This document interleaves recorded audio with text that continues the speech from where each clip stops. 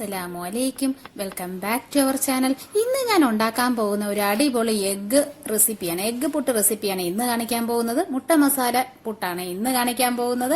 അപ്പോൾ കുട്ടികൾക്കും മുതിർന്നവർക്കും ഒരുപോലെ ഇഷ്ടപ്പെടുന്ന ഒരു അടിപൊളി എഗ് മസാല പുട്ടാണ് ഇന്ന് കാണിക്കാൻ പോകുന്നത്. അപ്പോൾ ഇനി ഒട്ടും താമസിപ്പിക്കുന്നില്ല, നമുക്ക് വീഡിയോയിലോട്ട് പോകാം. അപ്പോൾ ആസിഫ് ആക്കി ഫൺവെൽ ചാനൽ ഇതുവരെ സബ്സ്ക്രൈബ് ചെയ്യാതെ കാണുന്ന കൂട്ടുകാരാരെങ്കിലും ഉണ്ടെങ്കിൽ ഒന്ന് സബ്സ്ക്രൈബ് ചെയ്തേക്കാം. ക്ലിക്ക് ചെയ്ത് ഓൾ എന്ന ഓപ്ഷൻ കൊടുത്താൽ മാത്രമേ ഞങ്ങൾ ലഭിക്കുകയുള്ളൂ.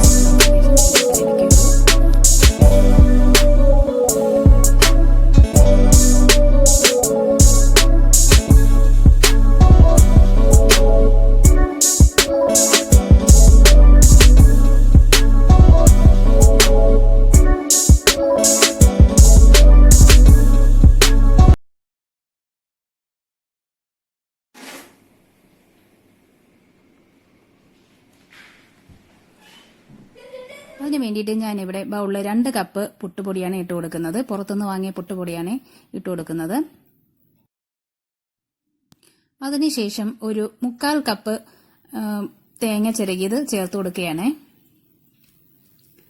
1/4 കപ്പ് തേങ്ങ ചിരകിയത് ചേർത്ത് കൊടുക്കുന്നുണ്ട്. അതിനുശേഷം ആവശ്യത്തിന് ഉപ്പും ചേർത്ത് കൊടുക്കുക. എന്നിട്ട് നന്നായിട്ട് മിക്സ് ചെയ്തെടുക്കുക. ഒരു സ്പൂൺ ഉപയോഗിച്ച് നന്നായിട്ട് ആദ്യം മിക്സ് ചെയ്ത് കൊടുക്കുക. അതിനുശേഷം ആവശ്യത്തിന് വെള്ളം ഒഴിച്ച് അതൊന്ന് കുഴച്ചെടുക്കണം.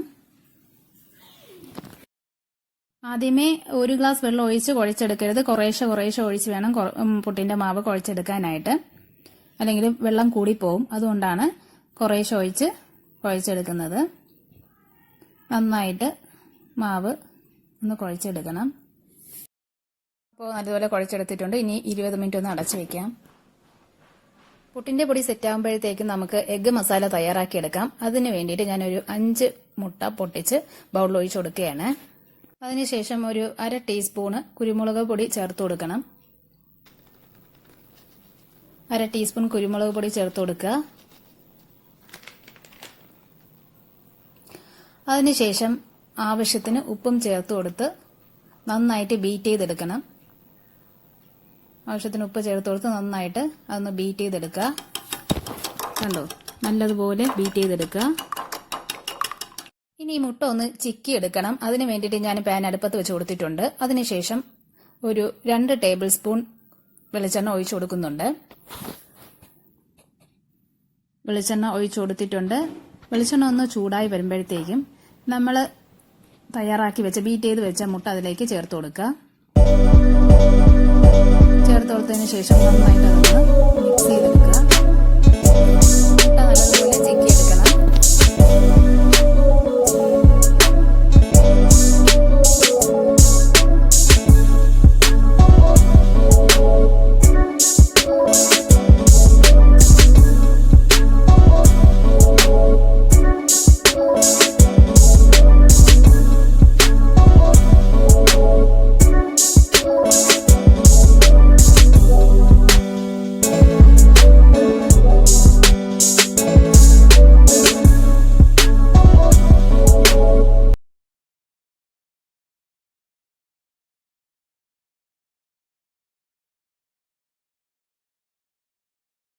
അപ്പോൾ മുട്ട നന്നായിട്ട് ചിക്കി വന്നിട്ടുണ്ട്. ഇനി നമുക്കത് ഒരു പ്ലേറ്റിലേക്ക് മാറ്റി കൊടുക്കാം.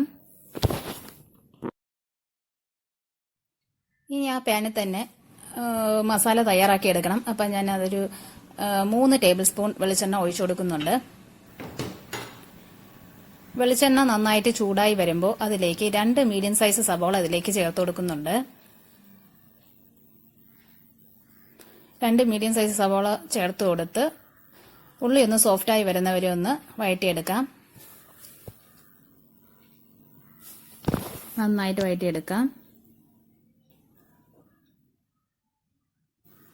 അതിനുശേഷം 1 ടീസ്പൂൺ ഇഞ്ചി വെളുത്തുള്ളി പേസ്റ്റ് അതിലേക്ക് ചേർത്ത് കൊടുക്കണം. 1 ടീസ്പൂൺ ഇഞ്ചി വെളുത്തുള്ളി പേസ്റ്റ് അതിലേക്ക് ചേർത്ത് കൊടുക്കുക. അതിനുശേഷം അതൊന്ന് മിക്സ് ചെയ്തെടുക്കുക. ഇതിന്റെ പച്ചമണം മാറുന്നവരെ ഒന്ന് വഴറ്റിയെടുക്കുക. അതിനുശേഷം നമുക്ക് പൊടികളെല്ലാം ചേർത്ത് കൊടുക്കാം. പൊടികളെല്ലാം ചേർത്ത് കൊടുക്കാം. ഒരു 1/4 ടീസ്പൂൺ മഞ്ഞൾപ്പൊടി ചേർത്ത് കൊടുക്കുക. അതിനുശേഷം ഒരു 1/2 ടീസ്പൂൺ മുളക് പൊടി ചേർത്ത് കൊടുക്കുക. അതിനുശേഷം 1/2 ടീസ്പൂൺ മല്ലിപ്പൊടി ചേർത്ത് കൊടുക്കുക. അതിനുശേഷം 1 ടീസ്പൂൺ ഗരം മസാല ചേർത്ത് കൊടുക്കുക. അതിനുശേഷം ഒരു 1/4 ടീസ്പൂൺ പെരിഞ്ജീരക പൊടി പൊടിച്ചത് ചേർത്ത് കൊടുക്കുക. എന്നിട്ട് നന്നായിട്ട് അതൊന്ന് വഴറ്റിയെടുക്കുക. എല്ലാം കൂടി ഒന്ന് മിക്സ് ചെയ്തെടുക്കണം. നല്ലതുപോലെ മിക്സ് ചെയ്തെടുക്കുക. ഈ പുട്ടിന്റെ ടേസ്റ്റ് എന്ന് പറയുന്നത് ഇതിന്റെ മസാലയാണ്. അപ്പോൾ മസാല ചേർത്ത് കൊടുക്കുമ്പോൾ കറക്റ്റ് അളവിന് ചേർത്ത് കൊടുക്കുക.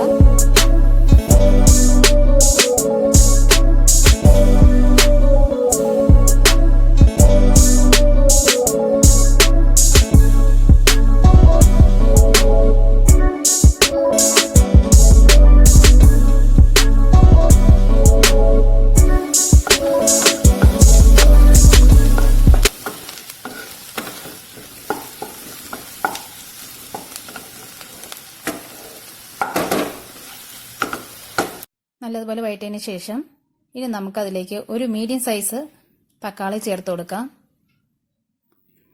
ഒരു മീഡിയം സൈസ്. ഇനി നമുക്ക് ഈ തക്കാളി നല്ലതുപോലെ വേവിച്ചെടുക്കണം. അതിന് വേണ്ടിയിട്ട് ഞാനിവിടെ 2 ടേബിൾ സ്പൂണ് വെള്ളം ഒഴിച്ചു കൊടുക്കുന്നുണ്ട്. ശേഷം ഇത് അടച്ചു വെച്ചൊന്ന് വേവിച്ചെടുക്കുക. തക്കാളി ഏകദേശം വെന്തിട്ടുണ്ട്. ഇനി നമുക്കതൊന്ന് തുറന്നു നോക്കാം. തക്കാളി നല്ലതുപോലെ വെന്ത് വന്നിട്ടുണ്ട്. ഇനി നമുക്കൊന്ന് അതൊന്ന് ഉടച്ചു കൊടുക്കാം. സ്പാറ്റില വെച്ചിട്ട് ജസ്റ്റ് ഒന്ന് ഉടച്ചു കൊടുക്കാം. ഇനി നമുക്ക് നേരത്തെ നമ്മൾ ചിക്കി വെച്ച മുട്ട ഇതിലേക്ക് ചേർത്ത് കൊടുക്കുക. നേരത്തെ നമ്മൾ ചിക്കി വെച്ച മുട്ട അതിലേക്ക് ചേർത്ത് കൊടുക്കുന്നുണ്ട്. കണ്ടോ? എന്നിട്ട് അതൊന്ന് എല്ലാം കൂടി ഒന്ന് മിക്സ് ചെയ്തെടുക്കുക. നല്ലതുപോലെ മിക്സ് ചെയ്തെടുക്കുക. അപ്പോൾ പുട്ടിന്റെ മസാല ഇവിടെ റെഡിയായി വന്നിട്ടുണ്ട്. കണ്ടോ? ഇങ്ങനെയായിരിക്കണം. അപ്പോൾ ഇനി നമുക്ക് പുട്ടുണ്ടാക്കിയെടുക്കാം. ഏകദേശം 20 മിനിറ്റ് കഴിഞ്ഞിട്ടുണ്ട്. ഇനി പുട്ടുപൊടി തുറന്ന് നോക്കുകയാണേ. കണ്ടോ? നല്ലതുപോലെ വന്നിട്ടുണ്ട്. പുട്ട് നല്ല റെഡിയായി വന്നിട്ടുണ്ട് പൊടി. ഇനി നമുക്ക് പുട്ടുകുറ്റിക്കകത്ത് ലെയർ ലെയറായിട്ട് ചേർത്ത് കൊടുക്കാം. ഓരോന്നായിട്ട്. ആദ്യം ചിരകിയ തേങ്ങ ഇട്ട് കൊടുക്കുന്നുണ്ട്. അതിനുശേഷം എഗ്ഗ് മസാല ഇട്ട് കൊടുക്കാം. അതിനുശേഷം പുട്ടുപൊടി ഇട്ട് കൊടുക്കുന്നുണ്ട്.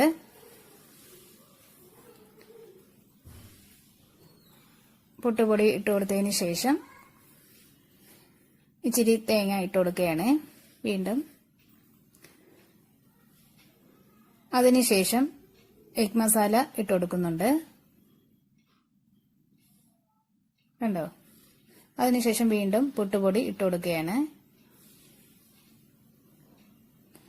അതിനുശേഷം ഇച്ചിരി തേങ്ങ ഇട്ട് കൊടുക്കുകയാണ്. എഗ് മസാല ഇട്ട് കൊടുക്കുകയാണ്. എഗ് മസാല ഇട്ട് കൊടുത്തതിന് ശേഷം മുകൾ ഭാഗത്തായിട്ട് ഇച്ചിരി തേങ്ങയും കൂടി വെച്ച് ഫില്ല് ചെയ്യണേ. അതിനുശേഷം പുട്ടുകുറ്റി അടച്ചിട്ട് വേവിച്ചെടുക്കാൻ പോവുകയാണ്.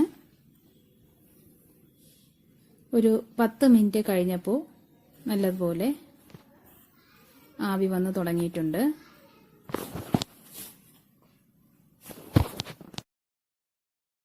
നല്ലതുപോലെ ആവി വന്നിട്ടുണ്ട്. ഇനി നമുക്ക് അതൊരു പ്ലേറ്റിലേക്ക് മാറ്റി കൊടുക്കാം. നല്ല ചൂട് പുട്ട് റെഡിയായി വന്നിട്ടുണ്ട്. നല്ല സോഫ്റ്റ് പുട്ട് റെഡിയായി വന്നിട്ടുണ്ട്. എഗ് മസാല പുട്ടാണ്. അടിപൊളി പുട്ടാണ്. എല്ലാവർക്കും ഇഷ്ടപ്പെടും. എല്ലാവരും ഒന്ന് ട്രൈ ചെയ്ത് നോക്കണേ. അപ്പോൾ വീഡിയോ ഇഷ്ടപ്പെട്ടിട്ടുണ്ടെങ്കിൽ ലൈക്ക് ചെയ്യുക, ഷെയർ ചെയ്യുക, സബ്സ്ക്രൈബ് ചെയ്യുക, കമന്റ് ചെയ്യുക. എല്ലാവരും ഒന്ന് സപ്പോർട്ട് ചെയ്തേക്കണേ. ഇനിയും പുതിയ വീഡിയോ വരുന്നവരെ bye bye. See you. Thanks for watching. By.